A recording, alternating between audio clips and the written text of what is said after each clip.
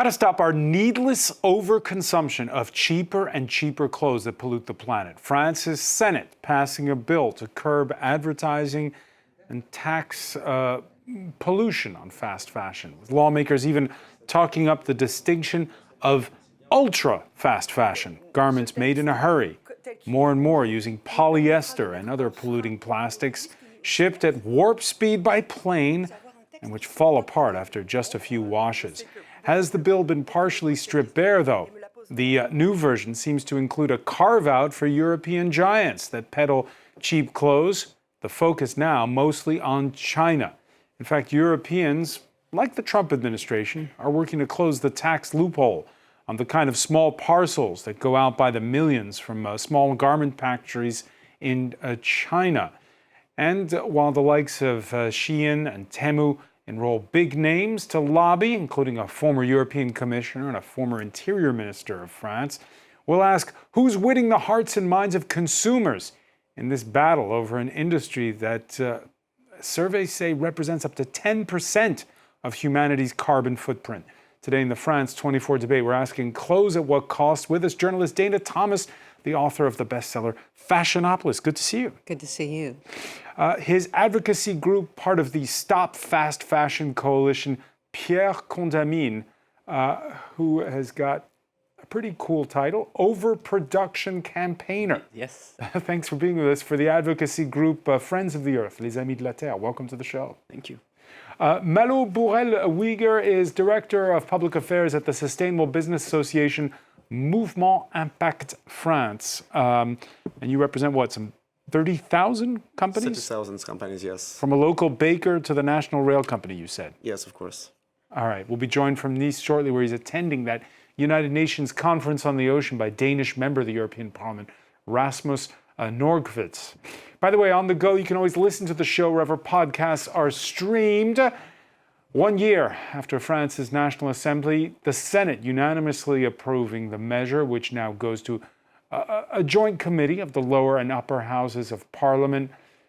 Just a few figures. The French currently add an estimated 48 clothing items per person a year to their wardrobe. That's 5 times more than was the case 2 decades ago. 35 clothing items are thrown away every second. Now, this new version of the bill leaves out French and European brands such as Zara, H&M, Kiabi, Decathlon, and instead focuses on the Chinese. This law, as it stands, will make it possible to really put the brakes on these Chinese giants that are invading us without any controls, any norms, and without paying any taxes in France. Dana Thomas, this bill that passed the Senate, is it a good news story? It is good news. It's still a bit toothless compared to what we really need, but it's a first step. Fashion is one of the least regulated businesses out there.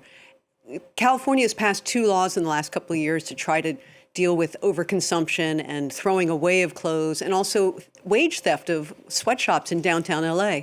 But the EU has passed a bunch of laws where they're trying to do things like traceability. We're all going to have digital IDs in our clothes to say where they came from, what they're made of, and where they've been after you've gotten rid of it, coming in the next year or 2.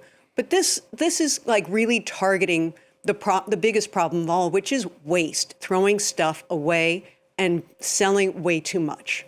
Selling way too much. Just give us an idea of how much. Well, that's one of the reasons we need this. No one really knows how much clothing is produced every year. They say roughly 100 billion items, new items, but I've seen between 80 billion and 120, so that's why we say 100. But nobody has to report how much they produce, so we don't have those figures. And we buy 60% more than we did just 15 years ago, which is kind of mind-boggling, especially when you have COVID in the middle of that 15 years where we weren't buying anything, or producing anything, or wearing anything. And we throw away so much. Only 2 or 3% is recycled. A dump truck of clothing goes into a dump, into landfill, every second of the day.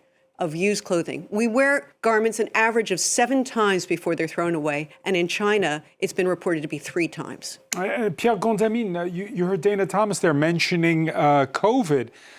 Kind of was an accelerator, wasn't it, for fast fashion? Well, it sort of stopped during COVID. So we were like, maybe, it's really going to slow down. But then right after COVID... We got in the habit of buying stuff online. Yeah, it was mostly more like decoration thing. But when it comes to clothes, it's indeed slowed down like for 2020, 2021. And then it went back even higher than the levels before.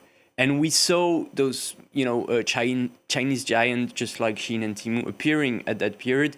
And so, yeah, we saw that after 2022, we went back to the level of 2019 and then even higher. And now in France, we're at 3.3 billion textile items that are bought every year. Okay, so lawmakers keen to emphasize the term ultra fast fashion, which is all about, expediency in the design, the production, expediency in the delivery. You get influencers in social media marketing, faster supply chain use, production in small batches, small sweatshops, as Dana Thomas was saying, and micro-trending.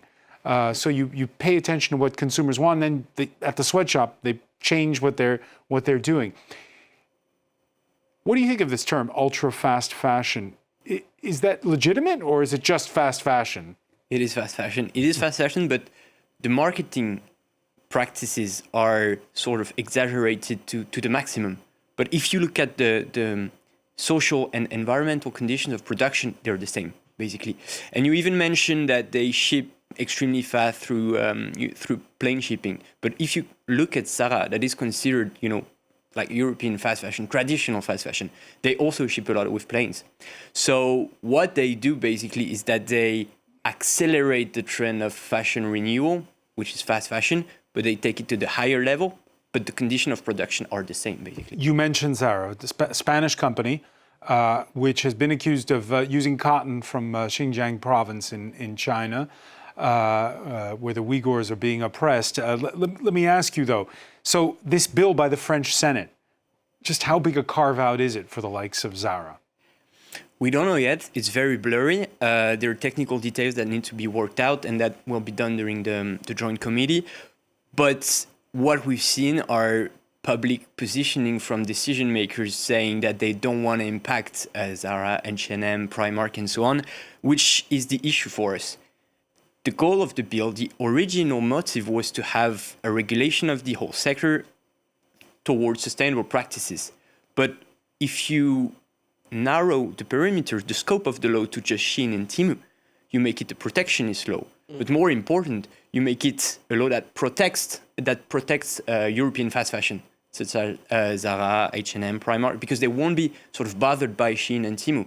And we know that those companies, not only they have disastrous environmental and social impact, but if you look at the economic impact they have in France, in the EU, it's also bad because the rise of fast fashion in the textile sector and in the clothing, in the retail sector also had an impact. Malo Bourrel-Uyghur, do the members of your association make a distinction between European fast fashion and Chinese fast fashion? I would tend to say that it's not relevant debates. We can talk about the terms, the definition of it is fast fashion, it is ultra fast fashion.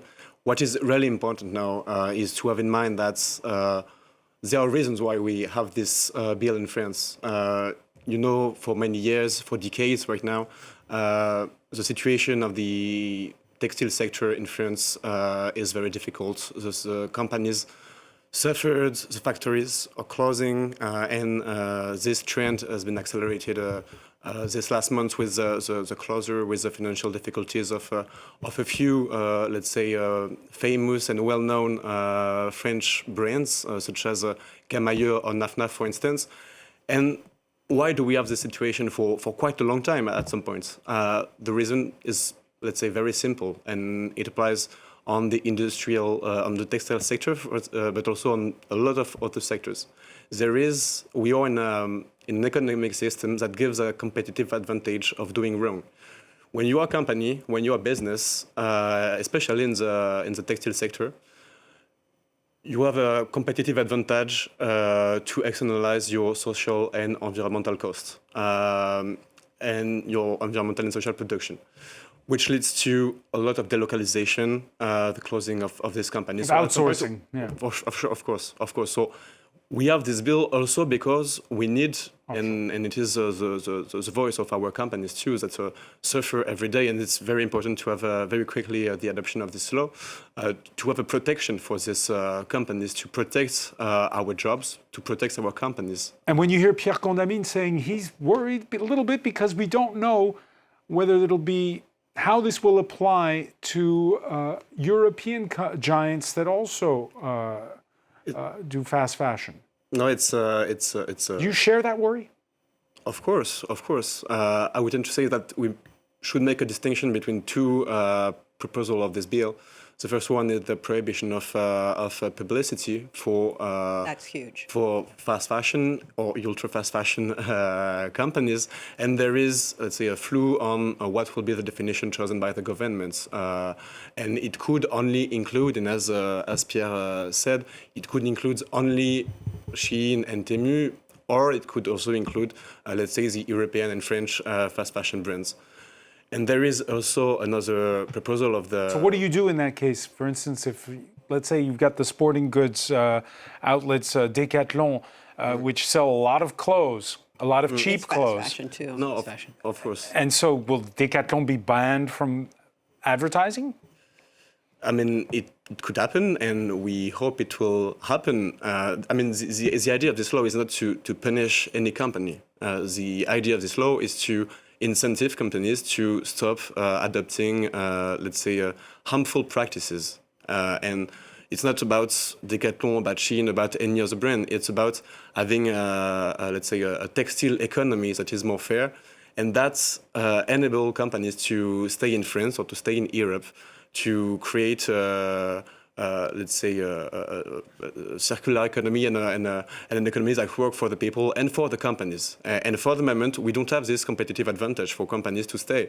It's more easy and beneficial for companies to go in Bangladesh or in Tunisia, for instance, where you have very low wages. In Bangladesh, the minimum wages is $100 per month. In France, it's 15 times that. So at some point, and this is the other big proposal of this legislation. So this legislation has this interdiction of publicity, but there is also a bonus-malus system that is for us very important because, on the one hand, it will let's say tax the companies that have, let's say, harmful practices. That create overconsumptions that produce all over the world, but not in Europe, not in France. And on the other hand, the money that comes from this tax, which comes to French, let's say, virtuous companies. And it's basically what we completely defend at Impact France Movement, and we will continue to be mobilized in the next months for having a quick and ambitious law. The advertising part is really, really big because basically these companies are pushing addiction. We overconsume fashion. If we stop making clothes today, we have enough new clothes on the planet to dress ourselves in new clothes every day until 2050. We have an overconsumption and overproduction problem. And the advertising, of course, pushes that addiction. But banning the advertising is an interesting study. I'd love to see how it impacted the banning of alcohol and the banning of cigarette advertising. Did that really impact consumption of alcohol and cigarettes? I'm not so sure. I see lots of kids smoking in the streets, even though they don't see the ads anymore of like Joe Camel smoking his cool cigarette. So will banning H&M and Zara from advertising change the way young people shop? I don't think so. All right. Well, it should be pointed out, and by the way, I noticed that Malo Bourrel-Wieger is sporting a nice cotton T-shirt for this program. It turns out that polyester is the new cotton. Overtaking as the fabric of choice for the 21st century. According to these statistics published by the environmental group Plan A, polyester, which is plastic, and plastic, which winds up in the ocean.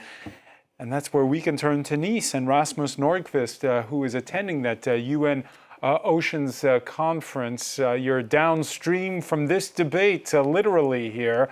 And without going into the specifics of the French bill that's on offer, when it comes to Europe, legislation, do you see it as something that, again, right now, what's being discussed, is it, as was said earlier by Pierre Condamine, pro-environment or protectionist, what's being thought of when it comes to fast fashion?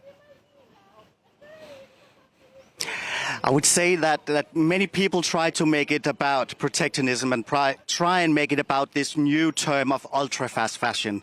But I think it's really true what's being said in the studio, that this is about a business model, about putting too many new collections out to the consumer and through advertising, creating this need of constant renewal of your wardrobe all the time, new. And yes, we have a serious problem with Shein, with Temu, but it was an existing problem before with also European players. I mean, the problem has been that, I worked in the fashion business before entering into politics. And I can say when I went out in the business in the 90s, huge companies made 4 collections a year. And now when you look around, whether it's the budget companies or more expensive ones, there's all the time new collections in store and online for people to shop. And that's where we have to start to do something about it. It is a change of a business model. It's a change of the entire industry we need to see. But in Europe, many people want to talk about the Chinese problem, which is for sure serious, but it's not the only one. And can you answer Dana Thomas's question about whether or not a ban on advertisement will make a difference?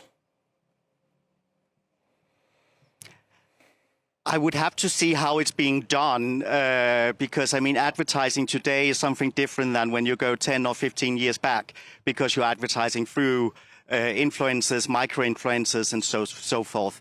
I think what we need to do is actually to regulate materials. First of all, I'm really happy that we succeeded with the new Waste Frame Directive now to put in place the EPR schemes, which can be modulated not just based on the quantity, but also on the business model behind. But second, we need the eco-design directive to put in place to see how can we regulate materials, how can we get the petrochemical polymers out, the polyester you were talking about, because that is the real problem. Materials has gone down in price, especially also after the war in Ukraine with cheap Russian oil on the market. Polyester gets cheaper and cheaper, and that's why they can produce clothes so cheap that people buy it, they wear it once, twice, and they throw it out. You don't even think about washing anymore because people can buy it so cheap. You mentioned there the fact that here it's often billed as part of the rivalry, you might say, with China. There's been Donald Trump's push to stop the loophole on tax-free small parcels coming from China. Been pushed back by Europeans. By 2026, they are expecting to have legislation in place. That has dented plans by Shein to go public on the London Stock Exchange. Instead, the e-commerce giant eyeing a Hong Kong IPO. But judging by the numbers, there should be plenty of takers. Shein's French representatives declining the France 24 debates invitation to sit down at this table for a discussion, instead inviting consumers in the last days to promotional events. There was one in the Paris working class suburb of Saint-Denis under the slogan, "Why should fashion be a luxury?" And we heard a point there mentioned by Rasmus Nordqvist a moment ago, and that is how advertising is done. Among the targets of the new legislation are not just television advertisements, but also influencers.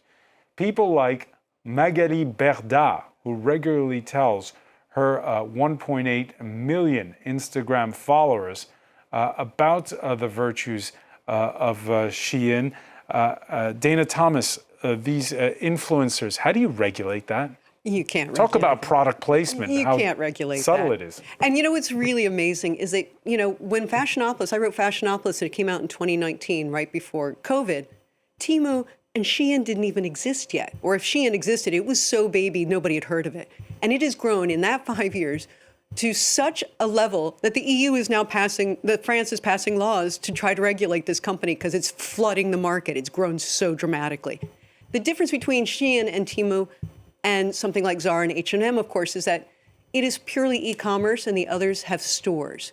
So even if we stop advertising and you stop the influencers and you stop the Facebook page, Facebook ads on pages and all of that, you still can walk down the street and see H&M and Zara stores, but you won't see any Temu and Shein. And that's where it's suddenly looking more protectionist than really trying to tackle the problem. We still have Gap. There's, it's not just the Europeans. There's Gap. Levi's is a fast fashion company today. They put out 6 billion pairs of jeans a year.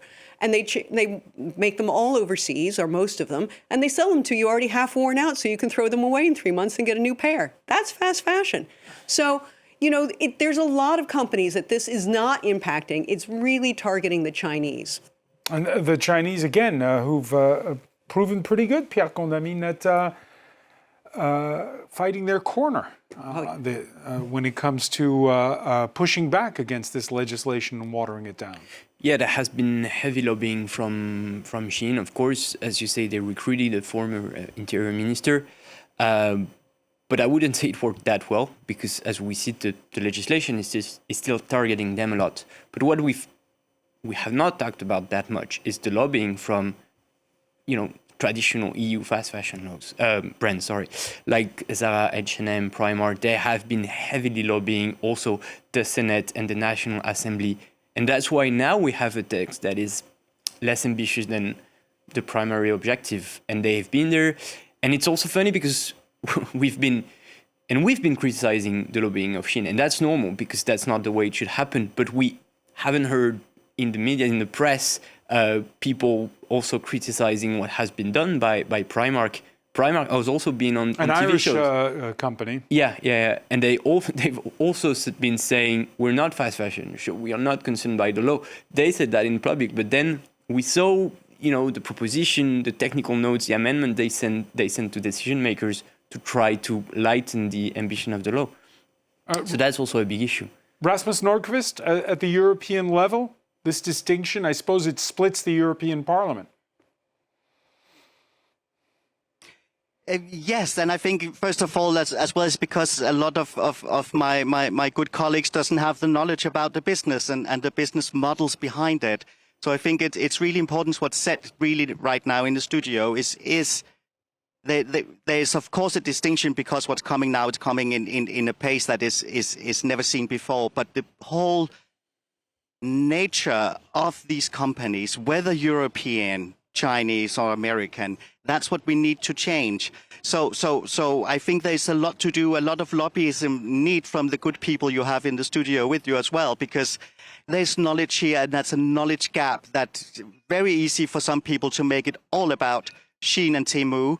And we should talk about them, but let's not forget the companies here already. And we had a problem before COVID as well with fast fashion, what we see in the stores on the high streets all over Europe, with collections, new collections in stores every week.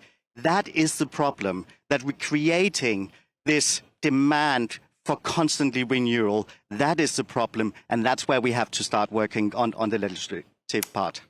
Malo Bourad-Uyghur, how do you legislate this? Well, I mean, you have two options. The first option would be to, let's say, play the US administration game with having, let's say, how would you say that in English? Tax on imports, on global tax on imports. You can put 100% taxes coming from textile imports coming from China, for instance. That would, of course, lead to commercial war, and I'm not sure we would really be in a good position as Europe right now to engage in a war with in a commercial war with China. This concept, by the way, in the French legislation of a kind of a carbon tax. It's not a carbon tax. I mean, it's not exactly a carbon tax. It's not a carbon tax. It's a bonus-malus system. I think it's important to have that in mind. It's not a punition for companies. It's a proposal for companies to an incentive for companies to adapt their practices to what we want, to what we need. And it's not just about, okay, yeah, we have to be good and we have to produce in good condition. It's also because we have to protect our workers. When you have I won't quote any brands. When you have a fast fashion or a ultra fast fashion brand that comes in the city center of your city, at some point is 2 or 3 let's say SME working in the textile sector that close. There is also this economic point that is very important, and it is the case in France. I come from a city where we can see that a lot, where the city center is completely devitalized because also of the situation, and it's the case for textile, it's the case for other industries. The idea is not to punish some companies because we don't like them. If Shein tomorrow decides to adapt its practices and to stop fast fashion practices, would be okay.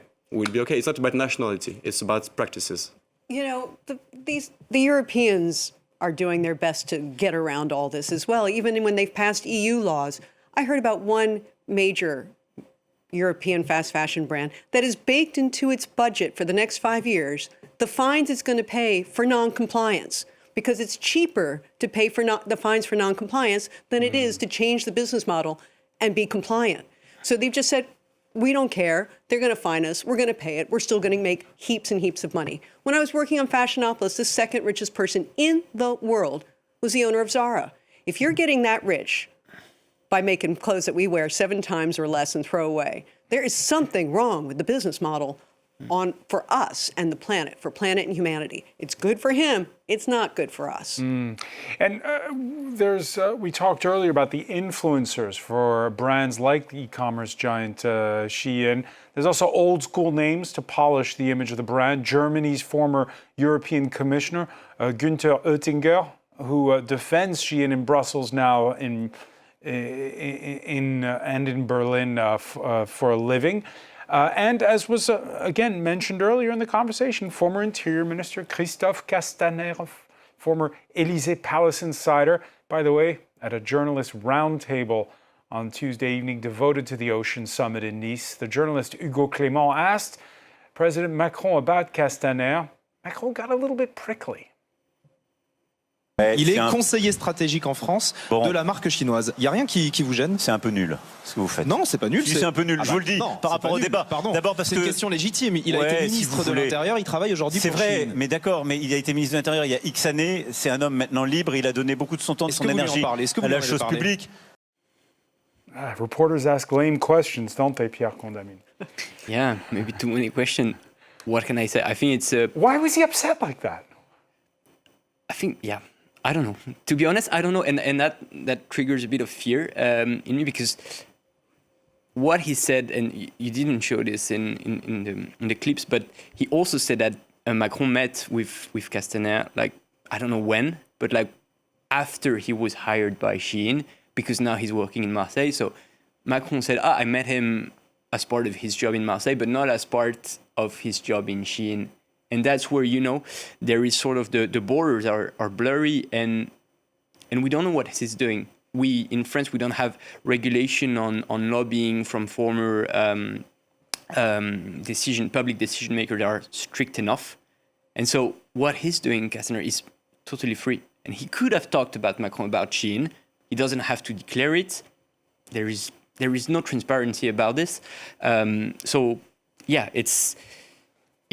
it's weird the way Macron just wanted to escape the topic and not talk about it. And that's something about transparency also. Rasmus Nordqvist, tell us about Brussels when it comes to lobbying and fast fashion. A man like Günther Oettinger, is there a problem with a former commissioner getting paid by an e-commerce company? I mean, on European level, we have some regulation on what you can do when you step out of office. But I think the whole problem is showing is how much money there is in this business that you can pay people like that to go out and try and influence people like me and my colleagues. I mean, lobbyism is everywhere, and especially from the big industries, of course, agriculture, chemistry, and fashion. They are all over Brussels, and of course they work hard to get their ID through. And luckily enough, you have to be transparent when you are in an office like mine. And I mean, it's not just in this case. It's around in all politics that money unfortunately matters, and people. When companies put so much money into lobbyism, it's because it works quite often.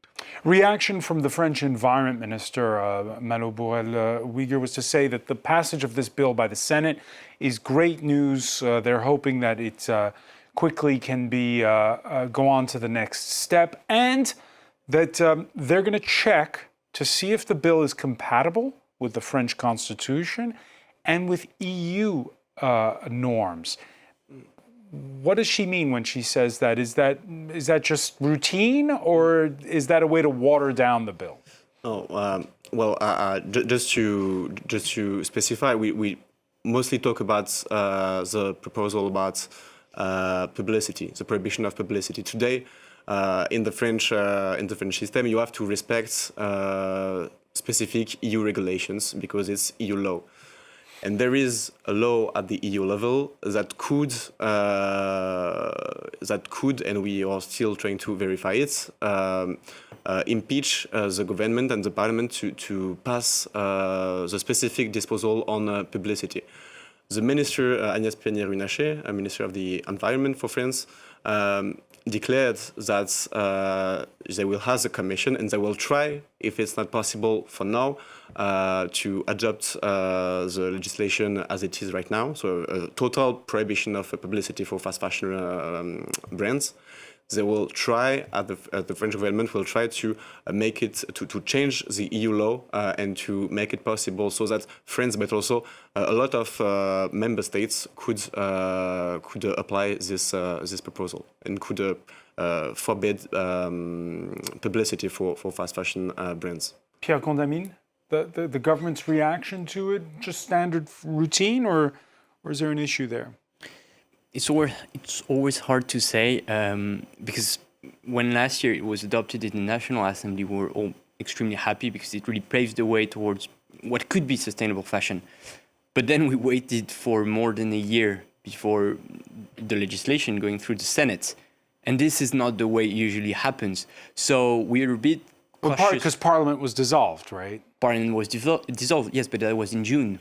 Now we're in June the year after, and we finally have the Senate voting the legislation. So we're a bit cautious when they said we're going to do technical check and then we're going to through with it, because who knows, the government might fall, in 2 weeks or even 2 months, and then what will be the political will of the next government to take on this topic and to move forward with the legislation. And one of the most important things to remember is that the fashion industry in France is one of the most powerful businesses in the world. And they are in tight with the political circles. Bernard Arnault is best friends with Macron, and Madame Macron is wearing Louis Vuitton. Now, Arnault, that's luxury goods, right? That's not fast fashion. But it is, in its way, because to keep up with the fast fashion schedule of Zara and H&M and all of those, the luxury fashion brands have also sped up their production. When Galliano left Dior, he was doing 36 collections a year. Now I have people who tell me they put out a new collection of some sort every week, which is exactly the same pace as Zara. None of these people want to see any kind of legislation on fashion, period. Bernard Arnault, all the way down to Temu. And the minute you start regulating it, then it's going to trickle into the entire business. And it's going to start telling the big fat cats who dress the first lady, you can't do that either. And they don't want to hear it. So the lobbying against all of this is really strong here and also in the United States. The New York Fashion Act has been sitting in Albany for years waiting to get passed. I don't know where it stands now, but it was introduced a while ago, and it's still sitting there. The EU has passed a few laws. One of the most important ones that France passed, and then the EU is picking up on, is that they can't throw away or destroy unsold clothes, which has given a whole rise to flash sales online, because they still overproduce, but now they can't just toss it and burn it, throw water on it. So, but they don't want any regulation. They like having freedom and no politicians or legislators telling them what to do. It's been a Wild West business since it was invented 250 years ago, and they want to keep it that way. And Rasmus Nordqvist, right now, if you do a head count in the European Parliament and the European Commission, what are the odds? You heard earlier in our conversation, Malo Bourrel-Huyghe talking about how the French government is hoping that the EU will pick up on French legislation. What are the odds that they will? I actually think we have some obvious chances. First of all, as I just said, the Waste Framework Directive, which has just been negotiated, actually opens up for the extended producer responsibility to be modulated around business models. This is huge when it comes to this. Then we have the Circular Economy Act, which the Commission will propose in 2026. And I really hope that there's going to be a push from France also, together with myself and others, to actually make it matter when it comes to textile and fashion as well. Because we need to get the virgin polyester out. And by doing that, we will also change the business model behind fast fashion, because if materials get more expensive, they cannot produce the way they do it today. So I really hope for a push for that. We have the opportunities when the Circular Economy Act is coming. There's the eco-design at the moment, which as well got to put demands on recycled content. And I can assure you that I'm pushing for these targets to be as high as possible, because this is how we can change the business as well.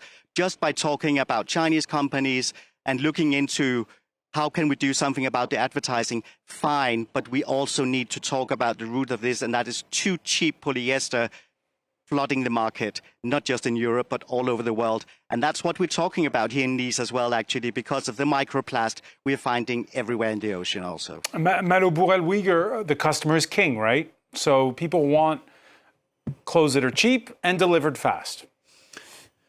That's a good question. Customer first, yes, but with publicity. You're hearing there Rasmus Nordqvist calling for what? The ban of polyester or the phasing out of polyester.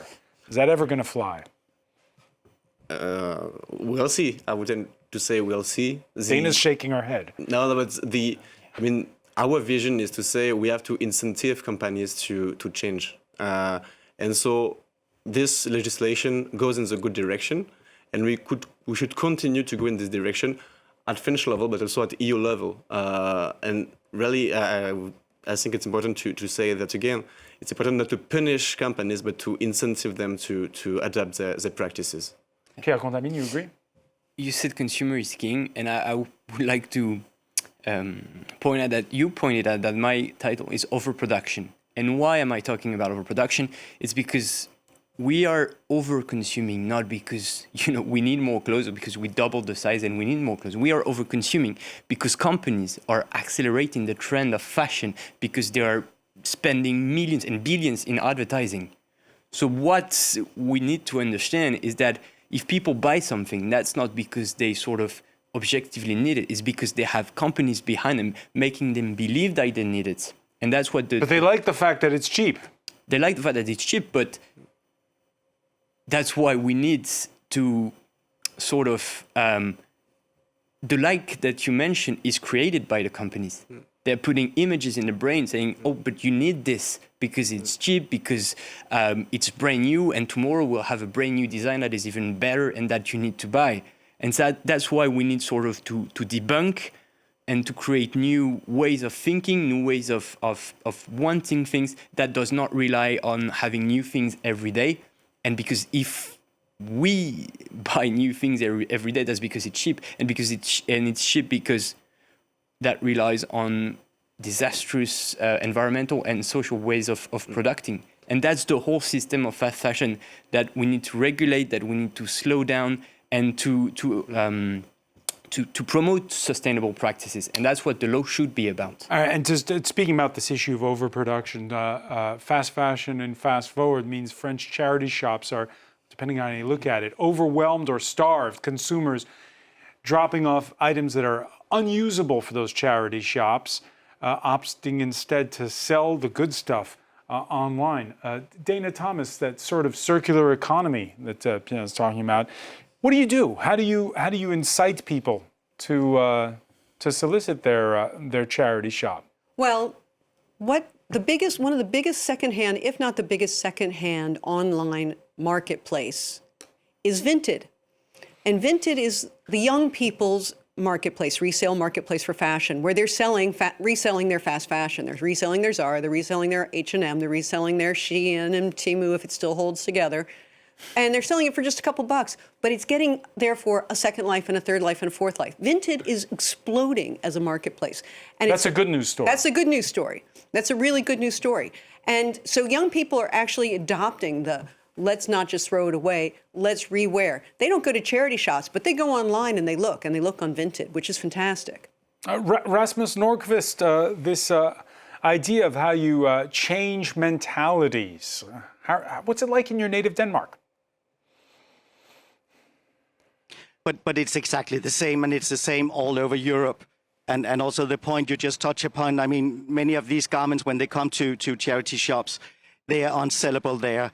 And you cannot even use it when you want to recycle and recycle for fiber to fiber because you don't know what's in it. There's chemicals, there's all this stuff. So it's unusable.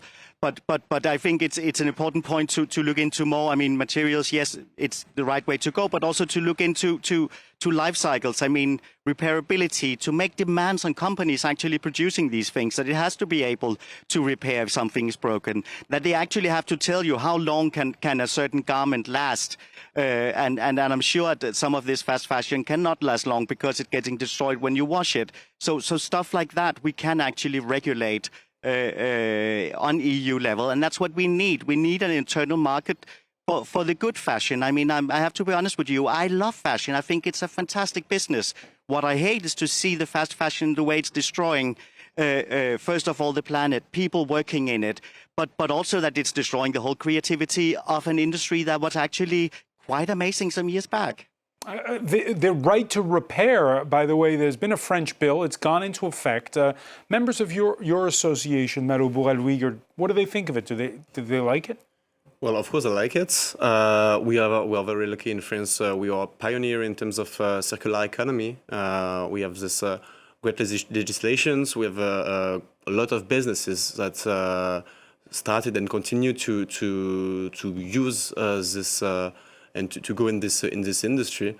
Yeah, I will stop here. Yeah, no, so that's good. And just one final point. There are ways to find out if stuff passes the smell test or whether it's just greenwashing. The Australian app Good On You's become the Bible for consumers with a conscience. Dana Thomas, it offers, I believe, 3 categories for shoppers: planet, people, animal rating. Do you use that kind of thing? I don't use it because I actually know this stuff, because this is how I spend my days, reading reports and investigating brands. But I know a lot of people who do, and when they get the green light, they go for it. When they don't, that's not always buy it. There are also a lot of great platforms now on places like Net-a-Porter, where they'll have a green edit, where they've done the work for you and said, if you really want to shop something green and it's not greenwashing, we've vetted this for you and it's good to go. Like the app, and a lot of the apps have that. It's a really hard battle. I got a report about a year ago about wool being the worst material out there, so polluting and horrible, you should never wear wool. And I started hopping up and down going, this is the most ridiculous thing I've ever read. Wool today makes up 1% of our clothes. And you're wearing a wool suit, and I'm wearing a wool suit. So that just shows you how, like everybody else, is wearing polyester. 2/3 of our clothes contain polyester, which is petroleum. That's why we're never getting rid of it, because the petroleum industry is the most powerful industry out there. And if they're going to have EVs taking away their gasoline, they're going to make more polyester. But, you know, we can't give up. We've got to keep fighting and trying to convince people that this is the right thing to do, to care about your clothes, to invest in them, to love and cherish them, keep them longer, repair them and wear them, and buy good stuff. Whether you look on the app to see if it's got a green light, you go on to Net-a-Porter or My Teresa and you look at their green edit, or you shop secondhand. Wash your clothes in cold water so they last longer. You know, little things like that make a huge difference. We can all have a positive impact on the industry. And we'll leave it with that clarion call there from Dana Thomas. Many thanks. I want to thank as well Malo Bourel, Uyghur, Pierre Gondamine, Rasmus Nordqvist for joining us from Nice at the UN Ocean Conference. Thank you for being with us here in the France 24 debate.